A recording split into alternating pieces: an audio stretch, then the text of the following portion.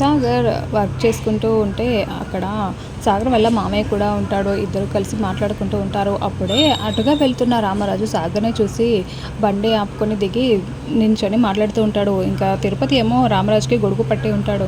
ఇం సాగర్ వాళ్ళ దగ్గరికి వెళ్ళి, "ఏంటో గవర్నమెంట్ జాబు అన్నారు. ఇలా ఎండలో ఎంత కష్టపడుతున్నారు. కనీసం నిలబడడానికి నీడ కూడా లేదు.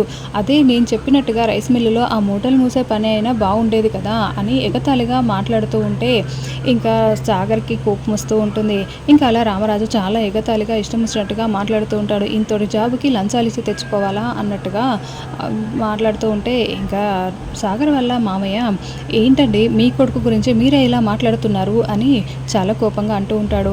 "ఏంటండి నా కొడుకు ఇలా తయారవ్వడానికి కారణం మీరే కదా" అని సాగర్ వాళ్ళ మామయ్యని కూడా తిట్టేసి రామరాజు, తిరుపతి అక్కడి నుంచి వెళ్ళిపోతారు. ఆ తర్వాత ఇంకా సాగర్ దగ్గరికి వాళ్ళ మామయ్య వచ్చి, "చూడు సాగర్, నువ్వు జాబ్ చేస్తున్నావు, నా కూతురు కూడా జాబ్ చేస్తుంది. మీరు వెంటనే నా మాట విని ఆ ఇంట్లో నుండి బయటికి వచ్చేయండి. మీ బ్రతుకు ఎలాగోలా మీరు బ్రతకగలుగుతారు. ఇలా అవమానిస్తూ ఉంటే ఎలా ఉండగలుగుతున్నారు ఆ ఇంట్లో" అని చెప్పడంతో ఇంకా సాగర్ చాలా బాధపడుతూ ఉంటాడు.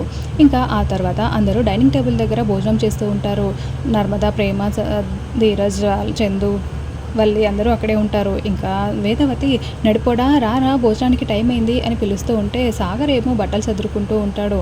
ఇంకా అలా అందరూ హ్యాపీగా తింటూ ఉంటే అప్పుడే సాగర్ అక్కడికి వచ్చి, "రాదు నర్మద వెళ్ళిపోదాం" అని నర్మద చేయి పట్టి లాగి తీసుకుని వెళ్తూ